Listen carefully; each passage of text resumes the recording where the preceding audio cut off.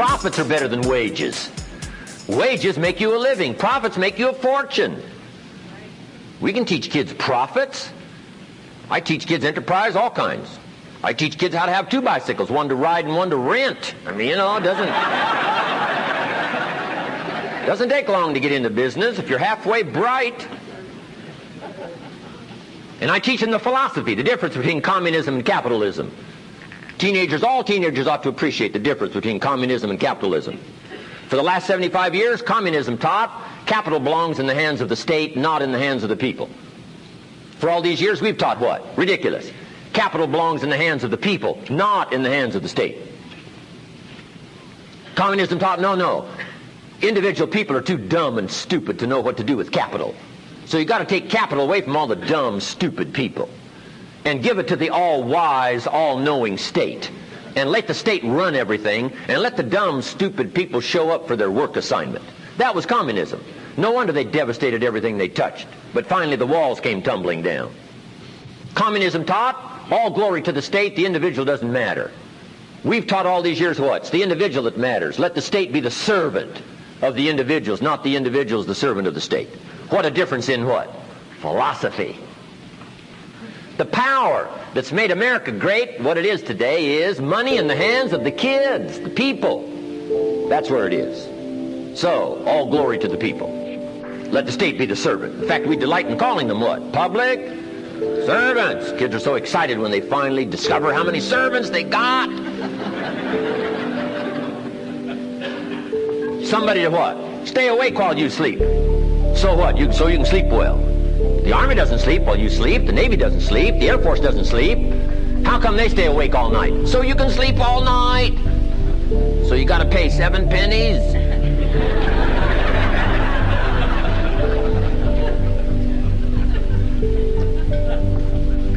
Philosophy.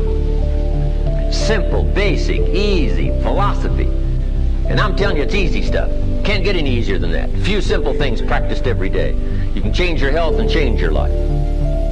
Okay? Easy. What should a child do with $1? I mean, it's fairly easy to figure out. If you just stop and think about it for a while, what should a child do with $1? I teach that. Part of it's on my new video I've got. In fact, part of my new video is for teenagers. What should a child do with $1? You won't believe the difference in philosophy. Here's one philosophy. It's only a child and it's only $1. What difference does it make? Wow, what a philosophy. It's only a child and it's only $1. Where do you suppose everything starts for the future? Here's where it starts. A child with $1. You say, well, they're only a child once, let them spend it all. Well, when would you hope that would stop? You say, well, wait till they're 15 and broke like me and then they'll change. No. Do you want them to wind up like you? And the answer is no. So we got to teach them a better philosophy. If a child wants to spend the whole $1, with everything you've got to persuade him not to spend it all. Kid says, what, I earned it all, it's my $1, I'm going to spend it all. Say, no, don't spend it all. They'll say, what? Why not? So, best way is to show them why not. Kids learn best by visual. Put them in your car, take them to the other side of town, and show them where people live that spend the whole $1. I'm telling you, they'll get the message. Just drive them around and say, would you like to live here? Kid says, no. Would you like to live like these people live? Kid says, no way. Then you can't spend the whole $1. I'm telling you, they'll get the message. So, take them to the other side of town. Unless you already live there, and then just show them around. This stuff's easy.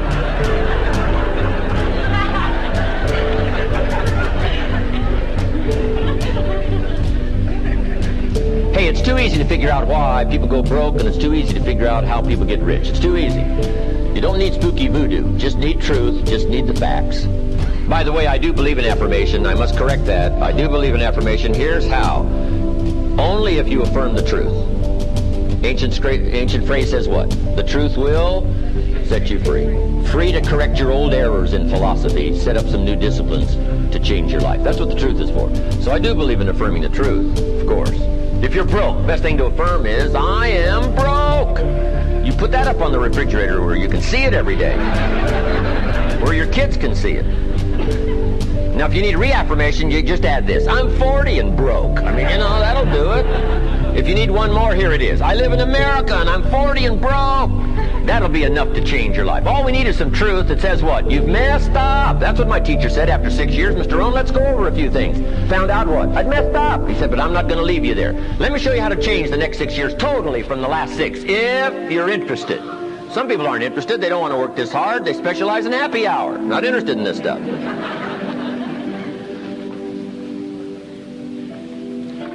But if you are interested, there's some ways to change it all. Just a few simple things if you do not neglect. Do not neglect. For your good health, there isn't 1,000 things. My father will be 90 his next birthday. He's been healthy all of his life. Mama taught us well. I passed the big 5-0.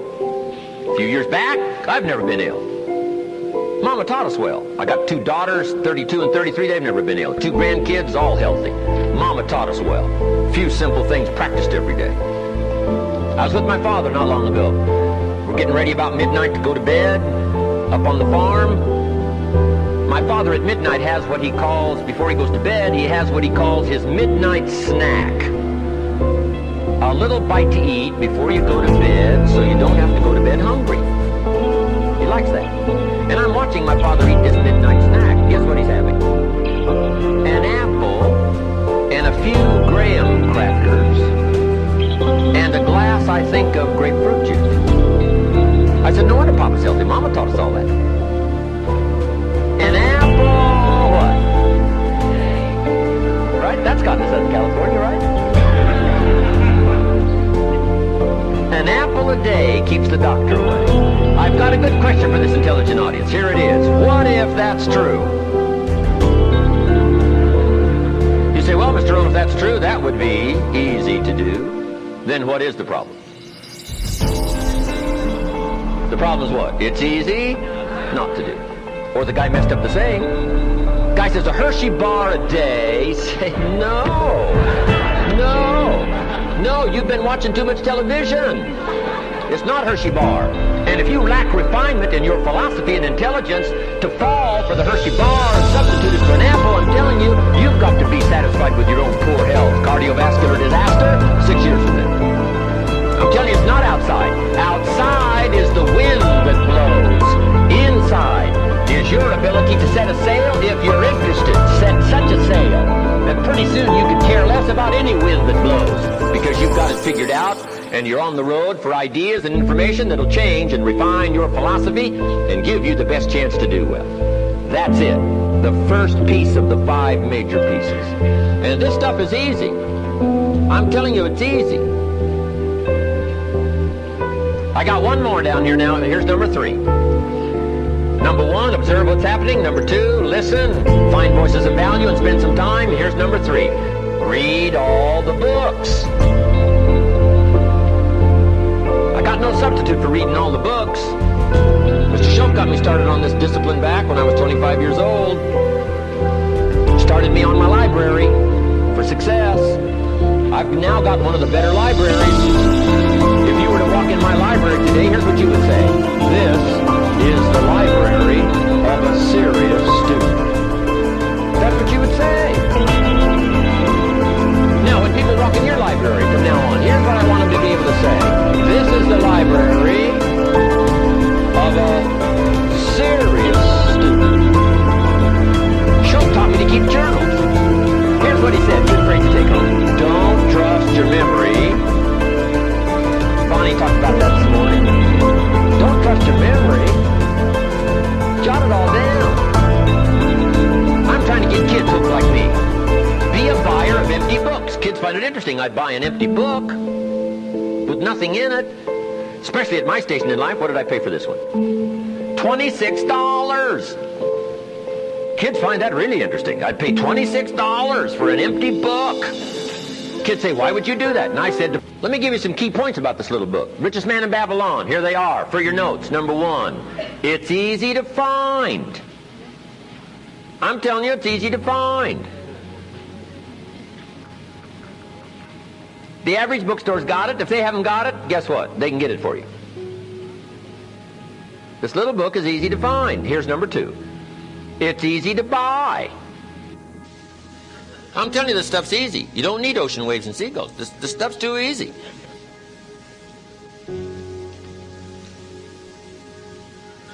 The most you can pay for this little book is about $5, $6, $7.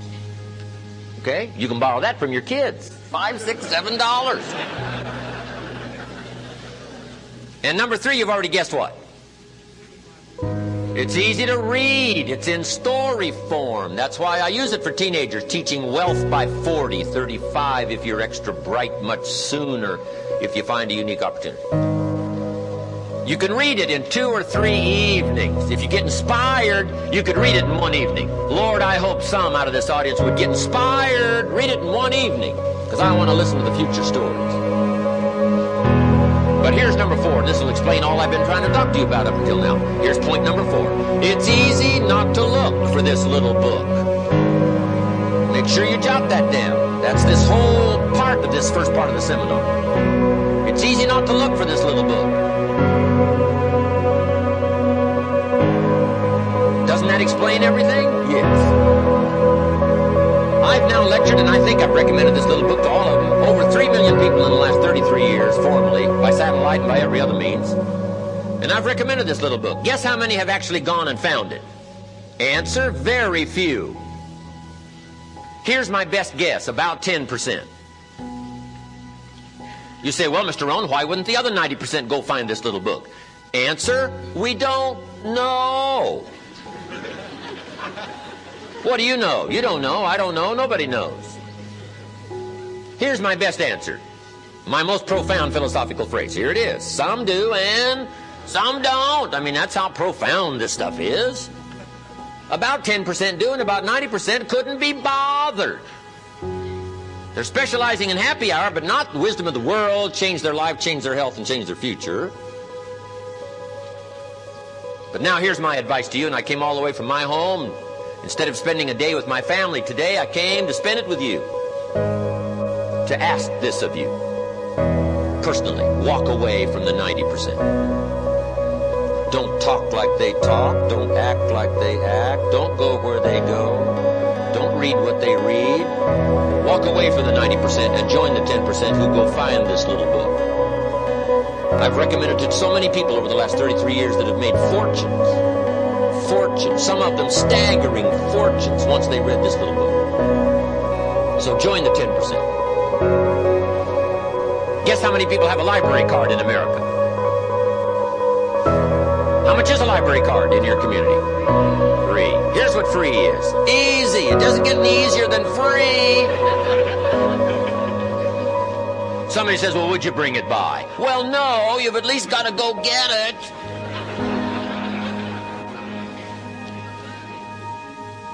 Here's how many people have a library card. Wisdom of the world available.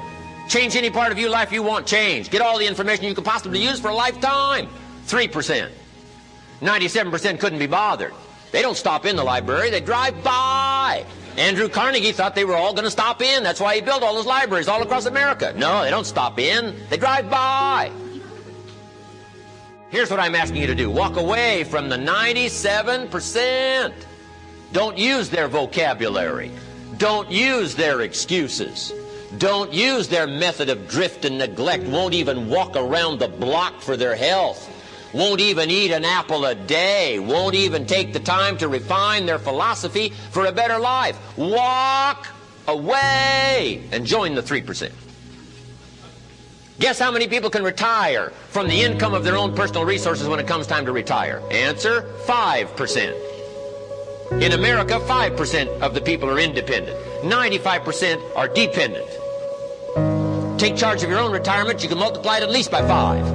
Let the government take care of it. Some company take care of it. You got to divide by 5. I'm asking you, take charge of your own retirement. Take charge of your own life. It happens to be one of the titles of my own cassette program. Take charge of your own life. That's what we've talked about here all morning. Take charge of your own day. Don't have days like most people have. You'll wind up broke and poor. Pennies, no treasures. Trinkets, no values. Change it all. And it starts as simple as an apple a day. It starts as simple as the first book of your new library. It starts as simple as the first journal that you get, and make the first entry that when people see it will say, this is the beginning of a study of a serious student. They're going to be healthy. They're going to be powerful. They're going to be rich. They're going to have it all. Look, they've committed themselves to a whole new journey. I'm asking you to do that. But what's easy to do is what? Easy not to do. But walk away from the 90%. Walk away from the 97%. Walk away from the 95%. Don't go where they go. Don't do what they do. Don't talk like they talk. Develop you a whole new language. Be part of the few. Guess when I went and got this little book, Richest Man in Babylon? Guess when I went and got it? The same day I heard about it. I went and got it. Somebody says, well, Mr. Rohn, does that make you different than most everybody else? And the answer is yes. Somebody says, well, why is that? We don't know. What do we know? You don't know. I don't know. Nobody knows. All we know is some get the spark and say, I'm going to change my life. I'm going to change my health. I'm going to change my relationship with my family. I'm going to change everything. And if it starts with an apple, if it starts with a walk around the block, if it starts with a book, if it starts with a journal, whatever it starts with, I'm a candidate. I'm ready to go and change my life. I invite you on that journey. Once you look back on it, you will never turn back. You'll never go back to the old ways and the old language and the old neglect. Never. Cardiovascular problems alone in America create over 1,000 funerals a day. And 70% of it is neglect. I'm asking you not to hope they're going to fix this out here next year so that you'll be healthier. I'm asking you to pick up some new disciplines so that you will be healthier. Drive yourself to do it. Book by book, entry by entry. It's all available for you. Now, let me tell you what to put in your library. Number one, your listening library. This gives me a chance for a little commercial here. Just a little commercial. Number one is your viewing library. Especially for kids, sometimes it's easier for them to watch than it is for them to listen or to read. So this is a good place to start. Video library, 4.5 hours, about 1,100 people, 3 cameras. It's nice. I'm really proud of it. Here's number two, your listening library. Turn your car into a mobile classroom. I've got a 2-day seminar that I do every once in a while. We'll do a couple probably next year. Then here's number three, your reading library. Now, I've only got 3 books, so my books don't make a library, but all I want them to do is to make a contribution. Because if you'd like to go through this stuff that we're covering today again, one of the best ways is by cassette. Maybe have the book to read. Books are mobile, portable. They can be sent somewhere. They can go somewhere. Read the books. You got to read the books. Here's a good phrase to take home. What you don't read won't help. The book you miss might cost you a fortune. You say, well, how much is it? Well, it isn't what it costs. It's what it costs if you don't have it. That's the big cost. So never begrudge the money you spend on your own personal education. Here's what Mr. Schoaf taught me. Good phrase to take home. Formal education gets you a job. Self-education gets you rich. Formal education make you a living. Self-education, what? Make you a fortune. And that's what all the stuff I've got is for. Just take a look. Take home whatever will serve you well. Wonderful. Now, here's what else. Somebody says, Mr. Rohn, I don't read well. Take this phrase home. You've got to change that. You can't go through with that kind of a handicap the rest of your life not being able to read well. There's too many classes you can take to speed up your reading. Get through more books. Retain more of what you do read. Do not limp along with a mental handicap of not being able to get through the books and get through the periodicals and get through the magazines and get through the stuff that can help to change your life. Never begrudge the money you spend on personal education, because that's where the miracle is. It's called the miracle of the mind. Incredible. Okay, now I've got to give you number two. I've spent enough time on number one. In fact, I got too carried away here. Philosophy. The first major piece of the 5 major pieces. Let me just start now on the second. Then we're going to take a little stretch break here. Everybody that's okay, say, I'm okay. All right. I like this crowd. I'll take you with me as my traveling crowd. How many have 3 pages of notes already? Wonderful. My gosh, you're working as hard as I am. I appreciate that. Appreciate it. Okay, the first major piece we talked about was philosophy. We're affected by what we know and the decisions we make. Here's the second major piece. Attitude. We're affected by how we feel. 1's what we know, 2 is how we feel. The emotional part. Now, Now, for life change, we don't start with the emotional part. We don't start with motivation to change people's lives. I know some people say, well, Mr. Rohn, by now I expected a lot of motivation here. We should be standing on the chairs waving flags. No, that won't do it. Somebody say, just motivate this guy, he'll be all right. Just turn him on, motivate him. Well, probably not. If a guy's an idiot, you motivate him, now you got a motivated idiot. I'm telling you, it won't be all right. Key phrase for your notes. Life change does not start with inspiration. Life change does not start with inspiration. Life change starts with education. When I first met my teacher, he did not inspire me. Here was his first task when he first met me, to find out what was wrong.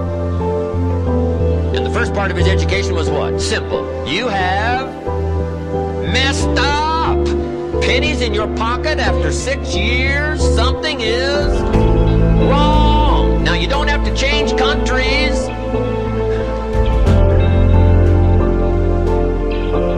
And you don't have to wait for the next election.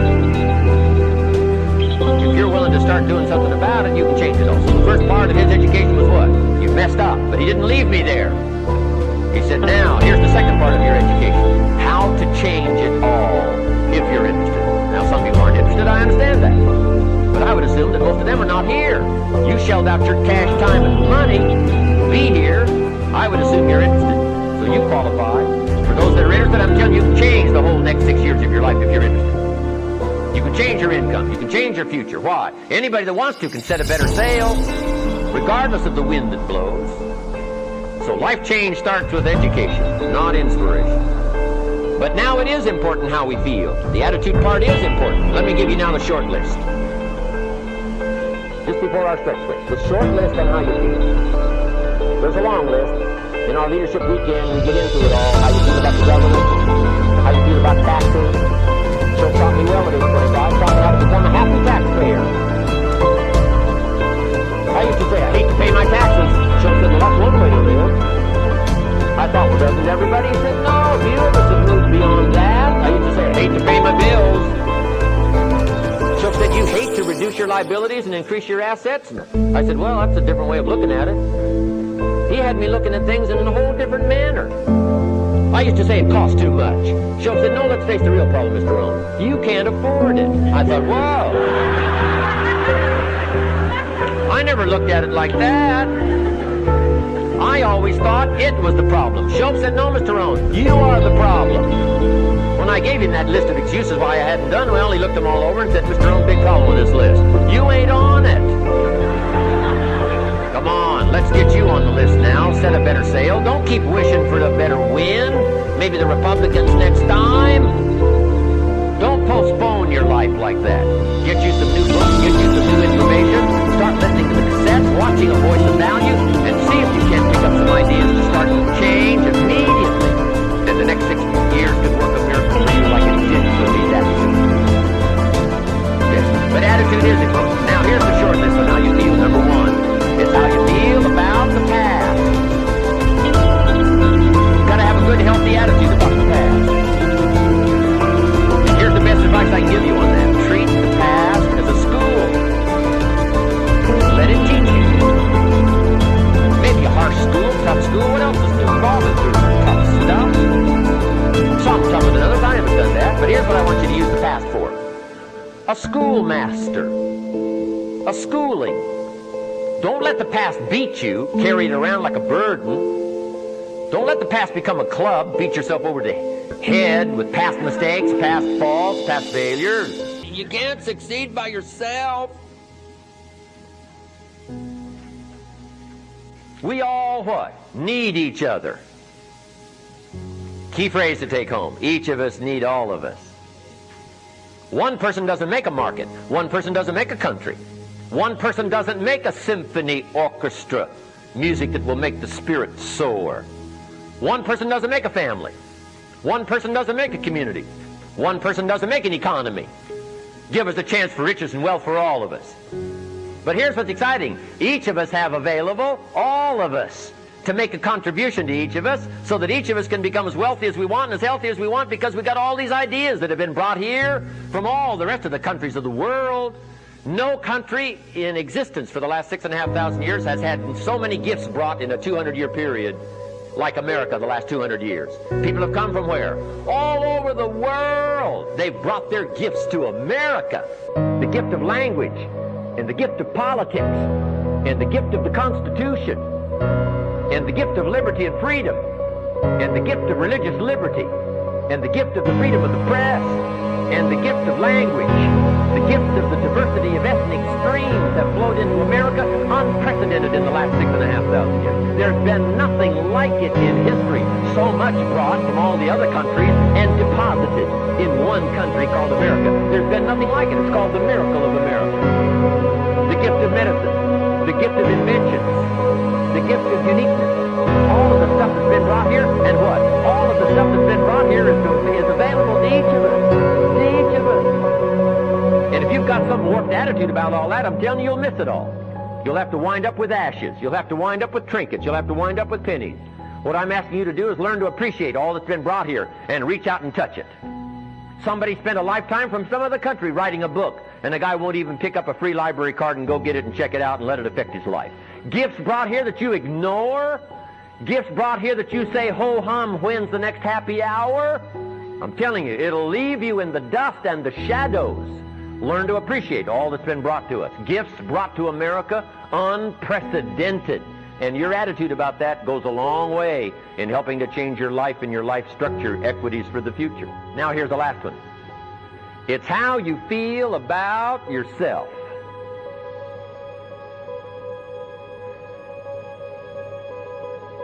Understanding self-worth.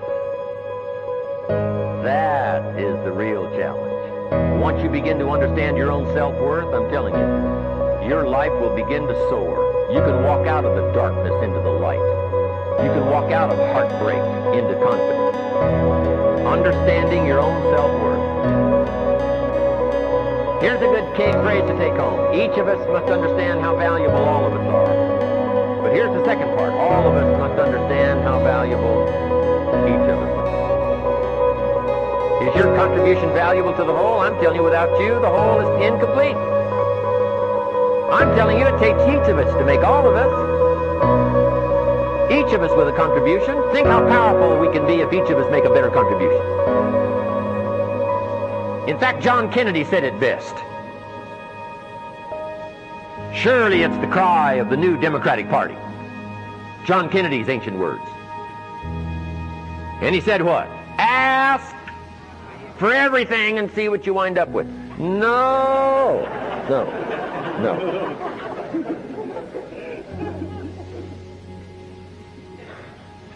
John Kennedy said what?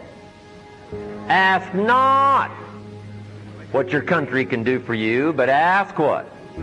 What you can do for your country. I'm asking you to consider yourself valuable enough to make an important contribution to all of us. You make an important contribution to all of us, and then in return you get to draw from all of us and the gifts that we bring to each of us.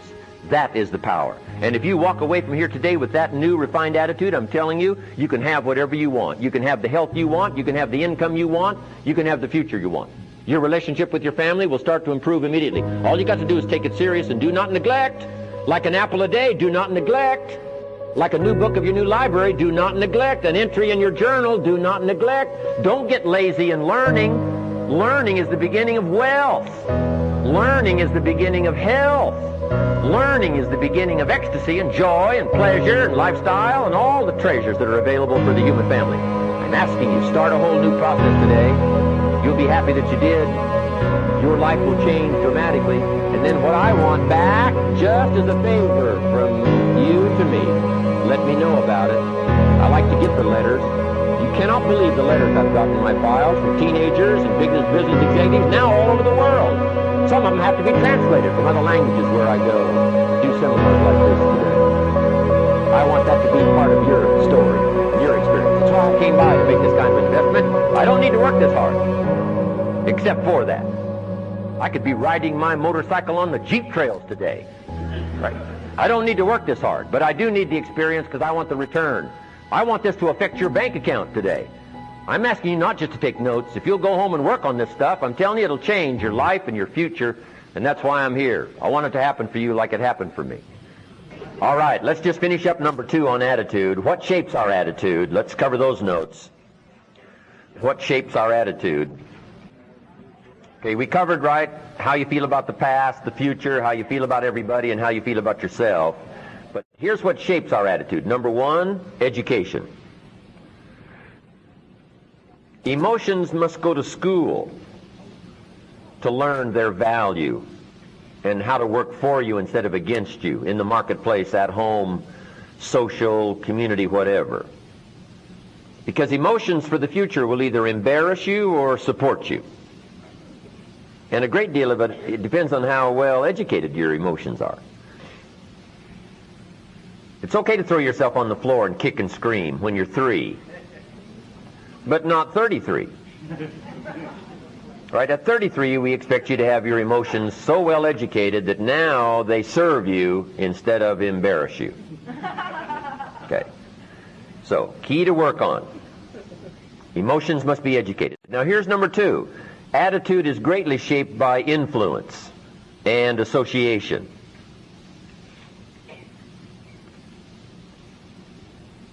A good phrase my teacher gave me age 25. Here's what he said. Never mistake the power of influence. 2 words describe influence. Number 1, powerful. Number 2, subtle. Influences sometimes can be very subtle. We wouldn't let somebody probably drive us off course, but we might let somebody nudge us off course. Right? Got their elbow in our back, just pushing a little, just pushing a little, just pushing a little. First thing you know, you find yourself way off track. Now, somebody might ask, how'd you get way over here? I said, gosh, I don't know. I said, well, didn't you feel that elbow? I said, well, yes, I felt that, but I didn't think that much about it. That was it. That was it. Just pushing a little every day, pushing a little. So you've got to really take a look at influence and association. Number 1 was emotions need to be educated. Number 2, attitude is affected by influence and association.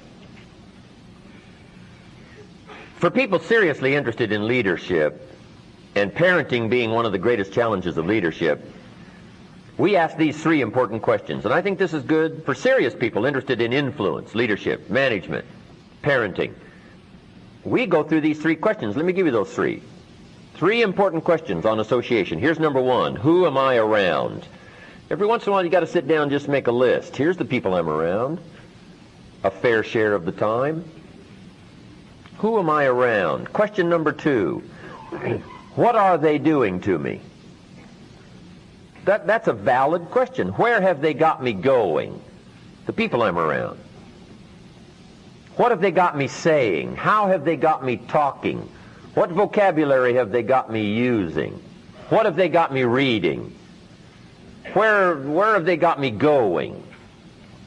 And here's the biggest one of all. What have they got me becoming? The people I'm around. Good questions. And then here's question number 3. Is that okay? Just take each person and their influence and say, is that okay? I'm not saying it isn't okay who you're around and what they're doing to you. I'm not saying that isn't okay. I'm saying check. Over a period of 5 or 6 years, this stuff is subtle and you can find yourself off course. Health, personal, business, family, enterprise, relationship, corporation, doesn't matter. Influence is powerful and subtle. Who am I around? What are they doing to me? And is that okay? Now, here's the answers to association. For those that are interested in a mature approach to life, to develop the power and the influence, here's number 1, disassociate. I mean, after you evaluate some associations, you might have to come to this conclusion, disassociate. I'm not saying do it quickly, I'm not saying do it lightly, but I'm saying if it comes down to it and you have to, consider this, disassociate, walk away. Nancy was right. Just say no. I mean, she's right. Put some distance. That's what no does. Put some distance between you and the wrong influence. Now, if you have to be polite, say no thank you. If you don't have to be polite, just say no. Now, I know a lot of people these days are into yes, right? Big word, yes. You got to say yes, but you got to say no. If you don't say no, I'm telling you, it'll mess up your health, mess up your future, mess up your chance for enterprise, profits, equities. Got to learn to say no, especially to the wrong influence, wrong association. So that's the first one, disassociate. Here's number 2, limited association. We've all got to be around a variety of people on a business day, social day, school day.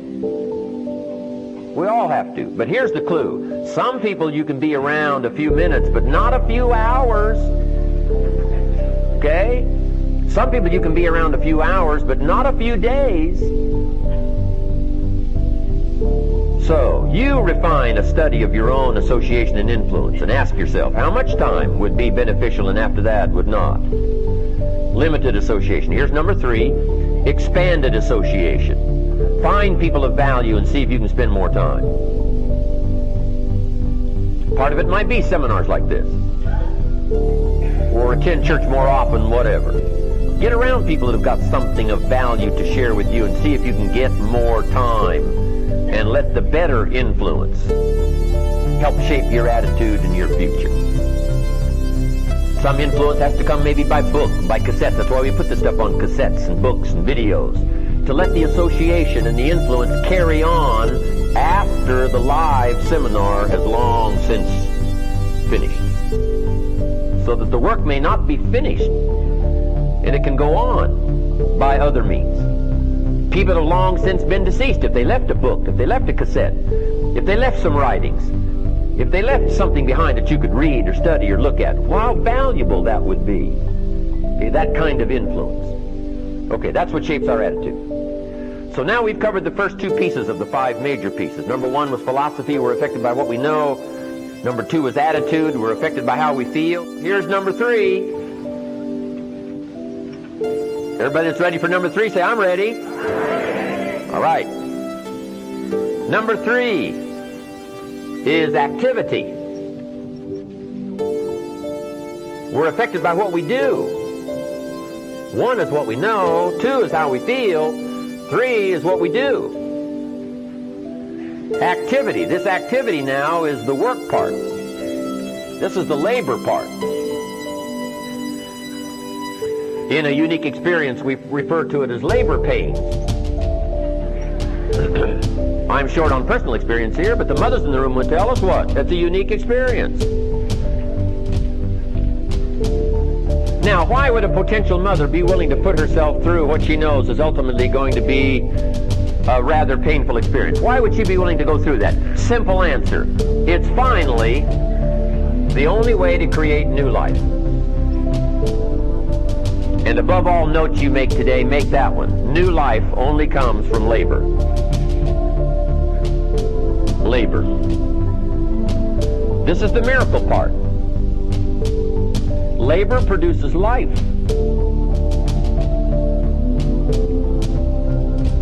Sure, it might be painful, but we've got a new phrase these days. Says what? No pain, what?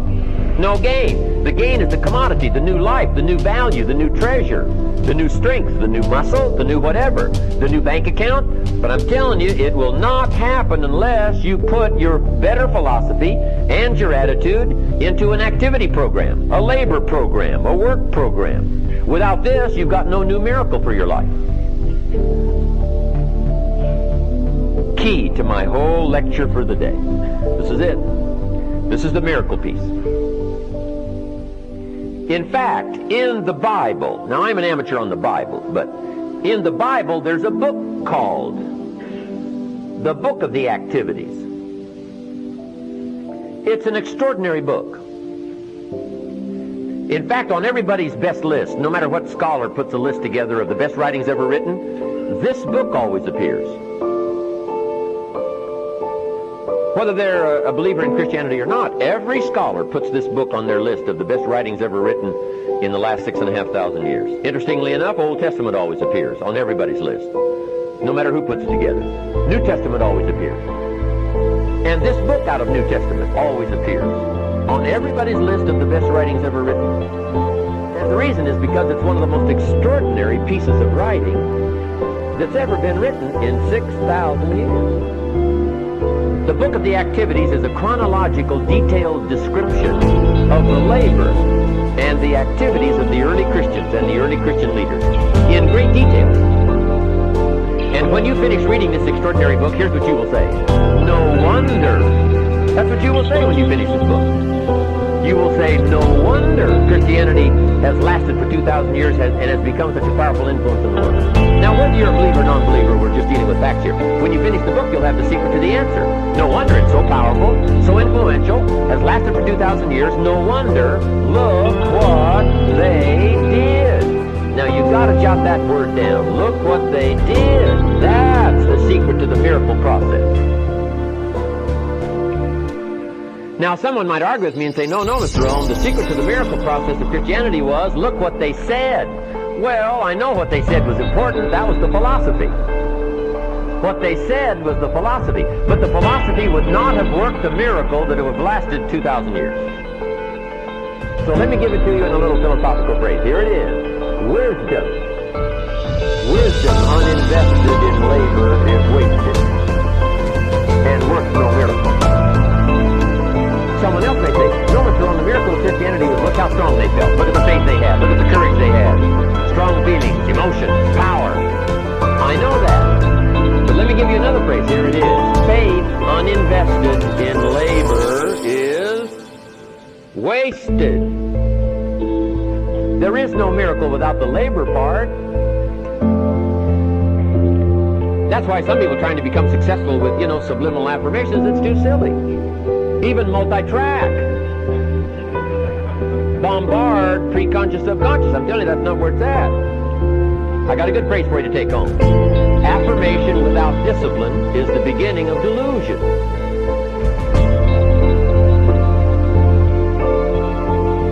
Unless you put a good idea now into labor, it works no miracle. But if you put wisdom and faith into labor, activity, now the chances to work a miracle are absolutely profound. Now the labor part comes in two parts. Let me give you that. Here's number one. Do what you can. Just don't neglect to do what you can. If you should eat an apple a day and you could eat an apple a day and you don't, that's called formula for disaster. Cardiovascular problems and all other kinds of problems. Should, could, don't, that's formula for disaster. Now you've got to come up with your own should. Don't let me dictate your should. But if you say I should, and I could, but I don't, then I'm telling you you're on the wrong track. 6 years from now, you'll be driving what you don't want to drive, living where you don't want to live. Don't have the health you want, don't have the treasures you want, empty purse, empty heart. You cannot let yourself fall into that kind of a disastrous formula, should, could, won't. It's disaster. So here's number one to perform a new miracle for your life. Number one, do what you can. If you can walk around the block, do it. If you can eat an apple a day, do it.